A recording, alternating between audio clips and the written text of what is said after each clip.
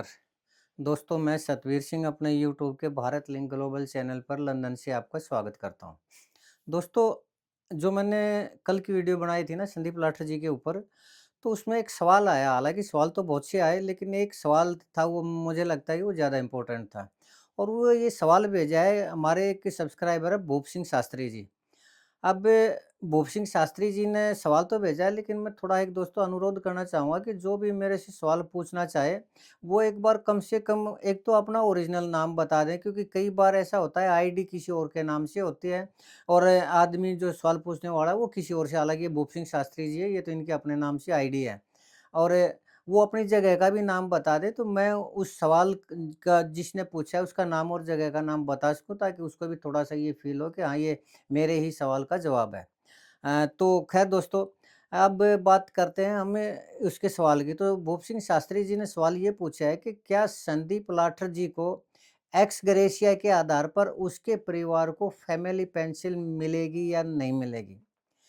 और x gratia के आधार पर उसको बेनिफिट क्या मिलेगा, अगर क्योंकि उसने कर ली सुसाइड। तो ये हालाँकि उन्होंने ये सवाल पूछा, तो 1-2 ने जवाब भी दिया, कमेंट करके जवाब दिया है कि जब सुसाइड कर ली तो एक्स ग्रेशिया का बेनिफिट नहीं मिलेगा। कइयों ने ये जवाब दिया है। तो दोस्तों, आज हम इसी के बारे में चर्चा करना चाहेंगे, और क्योंकि ये जो सवाल है ये बहुत इम्पोर्टेंट है और ये एक ऐसा सवाल है जिसका हर किसी को पता होना चाहिए। तो उसके लिए तो सबसे पहले तो मैं यही कहना चाहूँगा कि इस वीडियो को आप ज़्यादा से ज़्यादा शेयर करना और इसको सीखना भी इस वीडियो से कि इसका, ताकि सबको पता चल जाए, और शेयर ज़्यादा करोगे तो और लोगों को भी पता चल जाएगा। ख़ैर दोस्तों, अब आते हैं कि एक्स ग्रेशिया के बेस के ऊपर संदीप लाठर जी को फैमिली पेंशन मिलेगी या नहीं मिलेगी, या फिर एक्स ग्रेशिया के तहत उसको और क्या बेनिफिट मिलेंगे या नहीं मिलेंगे। तो सबसे पहले तो मैं दोस्तों ये बताना चाहूँगा कि एक्स ग्रेशिया होता क्या है? तो उसके लिए एक्स ग्रेशिया का सीधा-सा मतलब ये है कि एक्स ग्रेशिया सरकार द्वारा दी जाने वाली एक अनुग्रह राशि है। जी हाँ, अनुग्रह राशि, यानी सरकार की कृपा से दी गई राशि, यानी इसके ऊपर कोई अधिकार नहीं होता, कानूनी अधिकार नहीं होता। और वैसे भी इसका जो शाब्दिक अर्थ लगाया गया वो ये है कि कृपा से दिया गया, अर्थात स्टेट गवर्नमेंट की या सेंट्रल गवर्नमेंट की या उस डिपार्टमेंट की कृपा दृष्टि हुई, तो उन्होंने नियम बनाए और उस नियमों के तहत उसको वो एक्स ग्रेशिया के तहत वो अमाउंट दी गई। ये कानूनी अधिकार नहीं है, पहली बात तो ये है कि एक्स ग्रेशिया का। अच्छा, दूसरा फिर ये कि ये एक्स ग्रेशिया दोस्तों पेंशन से और इससे अलग है, ये एक्स ग्रेशिया। फैमिली पेंशन लगा लीजिए, या वो वैसे जिसने सुसाइड नहीं की, रिटायर हुआ, उससे भी लगा लीजिए, या फिर अगर वो डेथ हुई है या सुसाइड किया उससे अलग कैसे है कि पहली बात तो ये है कि फैमिली पेंशन होती है, वो उसके ऊपर अधिकार होता है। क्यों अधिकार होता है? क्योंकि वो कमाई हुई, अर्जित की हुई उसकी धनराशि होती है, वो कोई अनुग्रह राशि नहीं होती। और ये एक्स ग्रेशिया होता है वो एक अनुग्रह राशि होती है, ये कंपल्सन नहीं है, ठीक है, नियम बना रखे हैं सरकार ने कि भाई कोई है वो कर लेता है, सुसाइड कर लेता है या और कुछ कर लेता है, चलो उसके परिवार को दिया जाए, या फिर दुर्घटना में या किसी प्रतिकूल परिस्थितियों में उसकी मृत्यु हो जाती है तो एक्स ग्रेशिया राशि दे दी जाती है उसके ऊपर। सरकार ने ये नियम बना रखे हैं, ठीक है। तो अच्छा, दूसरा अब सवाल ये, तब मैंने बताया कि आपको एक्स ग्रेशिया राशि होती क्या है। अब दूसरी बात, अ, ये एक्स ग्रेशिया राशि कब दी जाती है? तो एक्स ग्रेशिया राशि दी जाती है दोस्तों, या तो कोई भी दुर्घटना हो जाए ऑन ड्यूटी, या फिर कोई प्राकृतिक आपदा हो, या फिर कोई आतंकवादी या नक्सली हमला हो, तब उसमें दी जा सकती है, या कोई सड़क दुर्घटना हो, तो उसके ऊपर ये अनुग्रह राशि एकमुश्त दी जाती है। यानी ये अलग-अलग नियम होते हैं, कोई एक सेंट्रल गवर्नमेंट का नियम नहीं है कि कितनी दी जाएगी, हर एक स्टेट का अलग-अलग होता है। कोई 2 लाख देता है, कोई 5 लाख देता है, कोई 10 लाख देता है, या जितनी भी दी जाए वो सरकार के नियमों के तहत वो दी जाती है। और इसके ऊपर दोस्तों सेंट्रल गवर्नमेंट का कोई नियम ना होने के कारण सुप्रीम कोर्ट ने भी कहा है कि एक्स ग्रेशिया यानी अनुग्रह राशि सरकार की मर्जी के ऊपर डिपेंड है। वो नियमों के तहत दी जाती है, लेकिन इसके ऊपर कोई कोर्ट केस नहीं किया जा सकता, सामान्यतः कोर्ट केस नहीं किया जा सकता। कोई विशेष परिस्थितियां होती है तब तो उसके ऊपर केस किया जा सकता है, लेकिन ये अधिकार नहीं माना कोर्ट ने इसको, और सुप्रीम कोर्ट ने गाइडलाइन भी यही दी है कि ये अधिकार नहीं है, ये सरकार की अनुकंपा है, एक तरह से उससे दी जाती है, तो ये सुप्रीम कोर्ट का कहना है। तो ये तो हो गया दोस्तों एक्स ग्रेशिया के बारे में। और लेकिन ये एक्स ग्रेशिया के बारे में मैंने बताया है, जो आत्महत्या ना की हो, जिसकी वैसे दुर्घटना में या किसी और उसमें ऑन ड्यूटी अगर उसकी मृत्यु हुई है तब। अब बात आती है दोस्तों आत्महत्या की, कि अगर कोई व्यक्ति आत्महत्या कर लेता है, जबकि कानून की नज़रों में आत्महत्या एक अपराध है। तो आत्महत्या कर लेता है तो क्या तब भी एक्स ग्रेशिया के नियमों के तहत वो जो अमाउंट होती है, अनुग्रह राशि होती है, क्या वो तब भी दी जाती है? और आत्महत्या के मामले में भी क्या फैमिली पेंशन दी जाती है या नहीं दी जाती? तो इसका दोस्तों जर्नल जो नियम है ना, वो जर्नल नियम तो ये है कि नहीं दी जाती। अगर कोई सुसाइड कर लेता है तो उसके ऊपर एक्स ग्रेशिया के बेनिफिट है वो नहीं दी जाती, ये तो है जर्नल नियम। लेकिन दोस्तों इसके अपवाद भी हैं। अपवाद क्या है? यानी किन परिस्थितियों में एक्स ग्रेशिया अमाउंट दी जाती है सरकार द्वारा नियमों के तहत। वो ये है दोस्तों, कुछ ऐसी परिस्थितियाँ होती हैं जिनमें सरकार नहीं रोक सकती, और वो परिस्थितियाँ ये है कि सबसे पहली बात तो ये है कि कोई कारण हो उसके ऊपर, और वो कारण ड्यूटी से संबंधित हो, पर्सनल नहीं, ड्यूटी से संबंधित। वो ड्यूटी से संबंधित कौन से कारण हो सकते हैं? वो एक तो ये है कि एक तो अत्यधिक दबाव, काम का अत्यधिक दबाव उसके ऊपर, यानी ड्यूटी का और बर्डन, जैसे आजकल किसी भी डिपार्टमेंट के अंदर वर्कर है नहीं, और एक-एक वर्कर को 4-4 आदमियों का काम करना पड़ रहा है। ये हरियाणा की ही नहीं, हर जगह का मामला है, क्योंकि जो भी रिटायर होते हैं सरकार ये सोचती है कि रेगुलर भर्ती की ज़रूरत नहीं है, ठेके पे वो लगा दें इसके रोज़ ये कौन सी वो है 20-20 हज़ार रुपए की जो जॉब मिलती है उसके उसके ऊपर जो मैंने ये बताया था उसको, चलिए वो तो अब नाम याद नहीं आ रहा, बहुत जर्नल नियम है। या तो अत्यधिक काम का दबाव हो, कौशल रोज़गार योजना। कौशल रोज़गार योजना के तहत 20-20 हज़ार रुपए में लगा देंगे, तो ये सरकार ने नियम सा बना लिया है। उसके कारण जो रेगुलर वर्कर है या कोई और है तो उसके ऊपर काम का दबाव अधिक आ जाता है, और उस काम के दबाव को अगर कोई वर्कर सहन नहीं कर लेता तो वो अगर वो सुसाइड कर लेता है तो यहाँ एक्स ग्रेशिया राशि उसकी बनती है, भले ही उसने सुसाइड की हो। या फिर प्रताड़ना। अब ये प्रताड़ना का तात्पर्य ये है कि जैसे एडीजीपी अपने ये थे जो वाई पूर्ण कुमार जी, इन्होंने प्रताड़ना का आरोप लगाया। तो इस तरह की अगर कोई प्रताड़ना होती है तो सुसाइड केस में भी एक्स ग्रेशिया अमाउंट दी जाएगी, उसके बेनिफिट दिए जाएँगे। या फिर मानसिक रूप से या फिर सिस्टम की असफलता, सिस्टम के अंदर कोई ऐसी गड़बड़ी है कि जिससे वो विफल हो जाता है, और वो आदमी उस सिस्टम की विफलता के कारण आत्महत्या कर लेता है, तो भी एक्स ग्रेशिया राशि है वो उसको मिलेगी ही मिलेगी, इसके अंदर कोई वो नहीं है। या फिर लेकिन इसके लिए भी एक नियम ये है कि वो अगर उसकी जाँच होनी चाहिए, और जाँच में ये चीज़ प्रूफ हो जाती है, तो उसको एक तरह से ऑन ड्यूटी डेथ ही माना जाएगा, भले ही उसने आत्महत्या की हो। क्यों? क्योंकि उसके तहत उसका जो मानसिक पीड़ा है या अपमान करना है या काम का अधिक दबाव है या और कोई प्रताड़ना या और कोई ड्यूटी से संबंधित कोई भी अगर वो मामला है, तो उसको आत्महत्या की बजाय कंसीडर किया जाएगा ऑन ड्यूटी डेथ, यानी नॉर्मल डेथ के रूप में, भले ही वो गैर कानूनी क्यों ना हो। तो ये मामला था दोस्तों, आत्महत्या के मामले में एक्स ग्रेशिया अमाउंट मिलेगी या नहीं मिलेगी। इसके मामले में दोस्तों या फिर एक्स ग्रेशिया तब मिलती है, ये तो हो गया ना प्रताड़ना के बारे में, या उसके प्रताड़ना होती है, कोई अधिकारी प्रताड़ित करता है या फिर काम का दबाव है, सिस्टम ज़्यादा, या फिर अगर किसी मामले में मुख्यमंत्री घोषणा कर देता है, जैसे संदीप लाठर का मामला था। संदीप लाठर के मामले में मुख्यमंत्री नायब सैनी जी आए थे वहाँ पर, और उन्होंने खुद घोषणा की थी कि इनको सारे बेनिफिट मिलेंगे। तो अगर मुख्यमंत्री कोई घोषणा करता है या फिर कैबिनेट में उसके बारे में कोई फैसला लिया जाता है तो, लेकिन इस तरह के केस को दोस्तों विशेष परिस्थितियों का विशेष केस दिया जाता है। इसको स्पेशल केस के तहत इसको कंसीडर किया जाएगा, और उसके ऊपर कोई सामाजिक दबाव भी होता है, राजनीतिक दबाव भी होता है सरकार के ऊपर। अगर वो सामाजिक या राजनीतिक दबाव के कारण भी उस चीज़ को कंसीडर करती है, तो ये स्पेशल केस के रूप में एक्स ग्रेशिया अमाउंट इसको दिया जाएगा, उसको नहीं रोका जाता, ये नियम है। अब दोस्तों बात करते हैं हम संदीप लाठर जी की। तो संदीप लाठर जी ने पहली बात तो ये है कि उन्होंने सुसाइड नोट लिखा था। उन्होंने प्रताड़ना का ये किया था कि वो प्रताड़ित कर रहे हैं, या फिर उनको वो नरेंद्र बिजानिया जी या एडीजीपी शत्रु कपूर जी के बारे में कहा था कि उनके ऊपर एलिगेशन लगाने लग रहे हैं और मेरे ऊपर दबाव आ रहा है। तो इस तरह का ये है, ये भी एक्स ग्रेशिया के दायरे में आता है, यानी संदीप लाठर जी को एक्स ग्रेशिया के बेनिफिट मिलेंगे एज ए स्पेशल केस। और इसमें सिर्फ एक प्रताड़ना या काम का दबाव या वही नहीं है, इसके अंदर मुख्यमंत्री ने भी घोषणा की थी, तो इसलिए इसमें डबल वो बनता है। तो एक्स ग्रेशिया का बेनिफिट भले ही उसने सुसाइड की हो, एक्स ग्रेशिया का बेनिफिट मिलेगा ही मिलेगा संदीप लाठर के परिवार को। ये बात अलग है कि अब तक तो उसको सिर्फ़ एक नौकरी का आश्वासन मिला, बाकी मिला नहीं है। जैसे ही मिलेगा, मैं आपको फीडबैक भी दे दूँगा, उसको क्या-क्या बेनिफिट मिला है, कितना बेनिफिट मिला है। ये दोस्तों। अच्छा, अब बात आती है दोस्तों फैमिली पेंशन की। और फैमिली पेंशन में भी एक सवाल और बनता है कि अगर जिस व्यक्ति ने सुसाइड किया है या फिर जिसने दुर्घटना में या उसमें मृत्यु हुई है, अगर उसकी पत्नी को गवर्नमेंट जॉब उसकी जगह मिल जाती है, तब क्या फैमिली पेंशन मिलेगी? यस दोस्तों, तब भी फैमिली पेंशन मिलेगी। क्यों? क्योंकि मैंने बताया कि एक्स ग्रेशिया, अब पत्नी को जो नौकरी मिलती है वो एक्स ग्रेशिया के बेस पे मिलती है। अगर किसी की दुर्घटना में मृत्यु हो जाती है या सुसाइड कर लेता है, तो भी स्पेशल केस के तहत उसको एक्स ग्रेशिया की अमाउंट मिलेगी। और उसके अंदर अगर पत्नी को अगर वो नौकरी मिलती है और सरकारी नौकरी भी मिल जाती है, भले ही उसकी सैलरी कितनी भी हो, तो भी फैमिली पेंशन को नहीं रोका जा सकता। क्यों नहीं रोका जा सकता?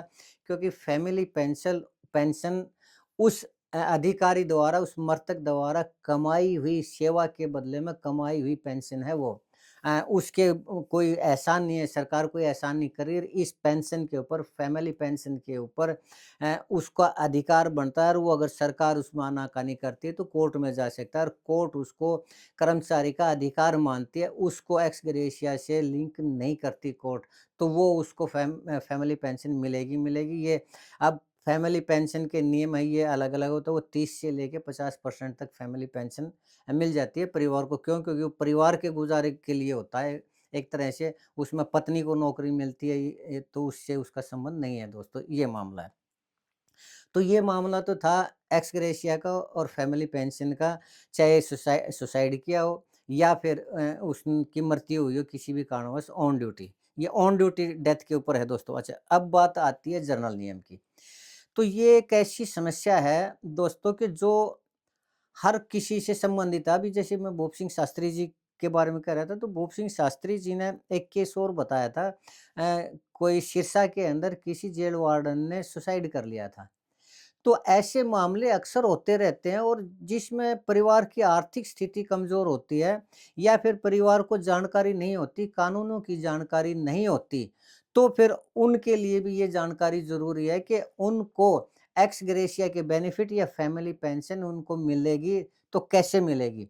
तो ये अब मैं इसके बारे में बताना चाहूँगा दोस्तों कि जैसे ये भूप सिंह शास्त्री जी ने बताया कि जेल वार्डन थे सिरसा के अंदर, उन्होंने सुसाइड कर ली। वो केस मेरी नॉलेज में भी आया था, मैं वीडियो बनाना भी चाह रहा था, लेकिन यहाँ थोड़ा-सा लंदन में बिज़ी होने के कारण मैं कुछ काम भी कर रहा हूँ। तो उसके कारण मैं थोड़ा टाइम नहीं लगा पाया, अदरवाइज़ उसके बारे में मैं डिटेल से बताता। तो वो मामला भी उसका बनता है, प्रताड़ना का मामला बनता है, अधिकारियों द्वारा प्रताड़ित किया गया था वो वार्डन, और उसने सुसाइड की थी, तो उसके परिवार को भी सारा एक्स ग्रेशिया का बेनिफिट है या फिर उसकी फैमिली पेंशन है वो पूरी मिलेगी। लेकिन इसमें एक लेकिन है, अगर उस कर्मचारी ने पेंशन के लिए आवश्यक शर्तें यानी टाइम पीरियड अगर स्पेंड कर लिया है, यानी अगर किसी ने की गवर्नमेंट जॉब मिली है और उसने 5 साल से पहले 1 साल 2 साल के अंदर ही सुसाइड कर लिया, तो उसकी पेंशन बनेगी नहीं, तो फिर तो फैमिली पेंशन बने मिलेगी कहाँ से?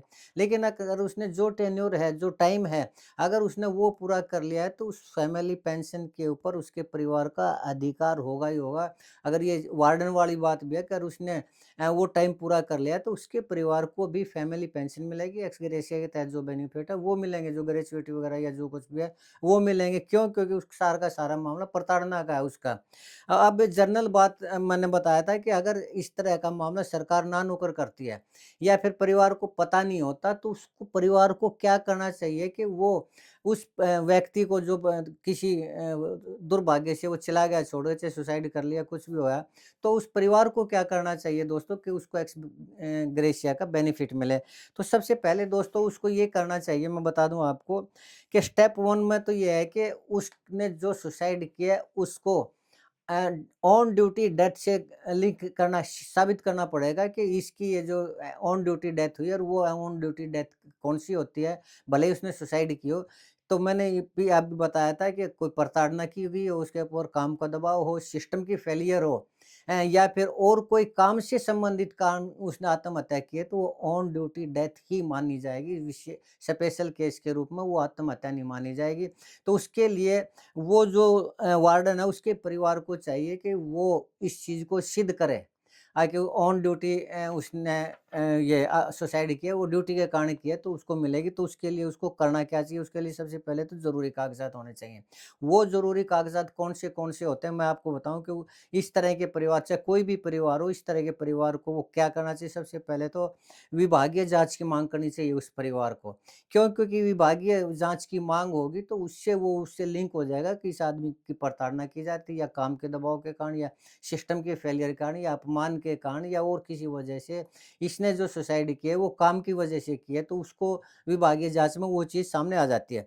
दूसरा जो ज़रूरी कागज़ात होते हैं, वो क्या-क्या होते हैं? सबसे पहले एफआईआर की कॉपी, डीडीआर की कॉपी, या इंक्वेस्ट रिपोर्ट की कॉपी, ये उनको इकट्ठी करनी पड़ेगी, ये उनको डॉक्यूमेंट तैयार करने पड़ेंगे।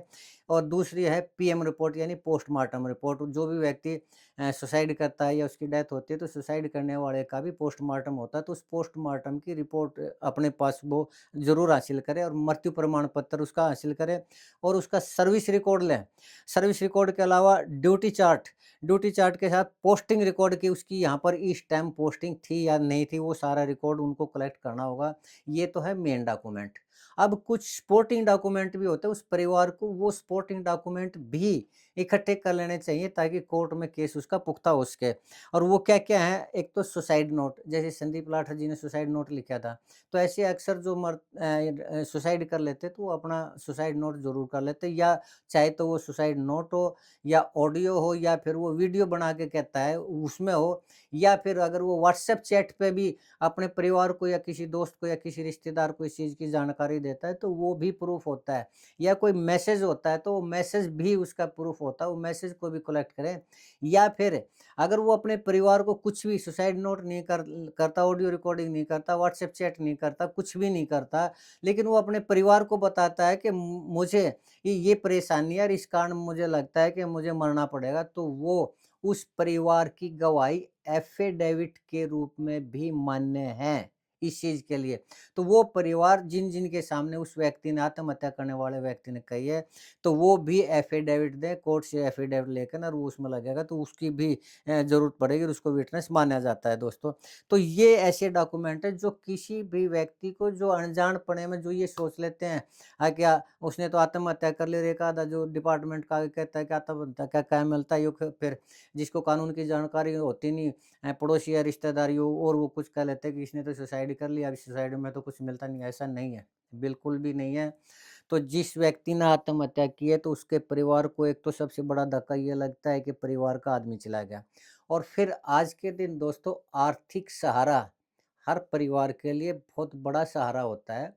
तो किसी भी परिवार को इस सहारे को नहीं चूकना चाहिए। ये जो मैंने डॉक्यूमेंट की लिस्ट बताई है, इस डॉक्यूमेंट की लिस्ट के बेस पे इनको इकट्ठा करें, सर्टिफाइड कॉपी, इन सभी की सर्टिफाइड कॉपी लें, और उस मामले में या तो वो होम मिनिस्ट्री में उसको लिए अप्लाई करें, या वो डीसी के पास अप्लाई कर सकते हैं। या फिर अगर उनको लगता है कि यहाँ सुनवाई नहीं होगी, और पहली बात तो ये कि यहाँ सुनवाई होगी, तो ज़रूर होगी इस मामले में, और नहीं तो फिर वो कोर्ट में भी जा सकती है, सारे डॉक्यूमेंट करके कोर्ट आदेश कर सकती है, तो उसको आत्महत्या के मामले में भी एक्स ग्रेशिया का या फैमिली पेंशन का लाभ मिलेगा हर एक परिवार को, चाहे वो किसी भी डिपार्टमेंट का हो, किसी भी सरकारी डिपार्टमेंट हो, या सरकार से जो फ़ायदा ले रहे हैं, एड ले रहे हैं, उस डिपार्टमेंट का हो, या जो भी है, उसको इस चीज़ का बेनिफिट मिलेगा ही मिलेगा दोस्तों। तो ये था आज का सवाल भूप सिंह शास्त्री जी का। भूप सिंह शास्त्री जी का मैं बहुत-बहुत धन्यवाद करना चाहूँगा कि उन्होंने एक इम्पोर्टेंट सवाल पूछा है।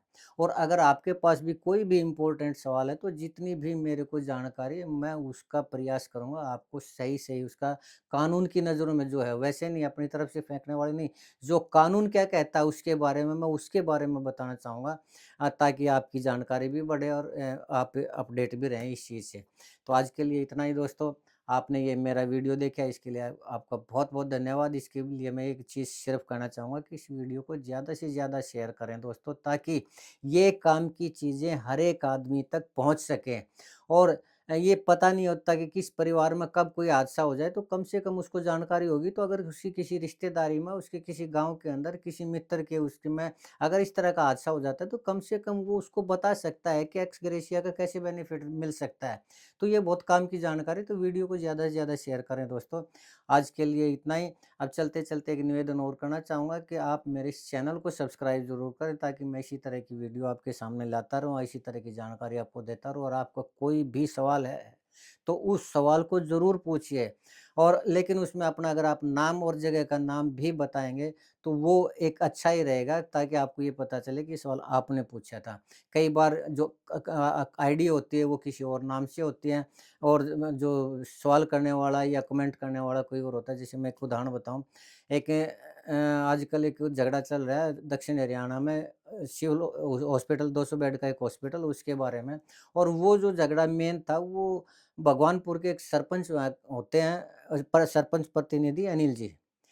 तो वो उनकी आईडी से मुझे पता नहीं था, और उनकी जो आईडी है वो लक्ष्य राव जी, लक्ष्य राव शायद उनका लड़का है, वो लक्ष्य राव के नाम से मेरे पास डेली कमेंट और वो आते हैं। तो मैं सोचता हूँ ये कोई लक्ष्य, दक्षिण हरियाणा से ही कोई लक्ष्य राव होंगे। लेकिन मैंने जब उस आईडी को देखा, तो वो अनिल सरपंच की थी। तो अनिल सरपंच जी एक इम्पोर्टेंट आदमी है, जो आज राव इंद्रजीत जी से टकराने का हौसला रख रहे हैं, और समाज हित के लिए और अपना न्याय पाने के लिए और सच्चाई के लिए वो आज इतना ज़्यादा लड़ने लग रहे हैं। और राव इंद्रजीत जी को भी अगर किसी से खतरा महसूस कहिए, या फिर आने वाले टाइम में नुकसान कहिए, वो अनिल सरपंच से लग रहा है उनको। तो अनिल जी, आप अपना नाम ज़रूर बताएँ। चलिए, अब तो मुझे पता चल गया कि लक्ष्य राव के नाम से आपकी वो आईडी है। खैर कोई बात नहीं दोस्तों, आज के लिए इतना है। आपने मेरा ये वीडियो देखा, इसके लिए आपका बहुत-बहुत धन्यवाद। नमस्कार, जय हिंद, जय भारत।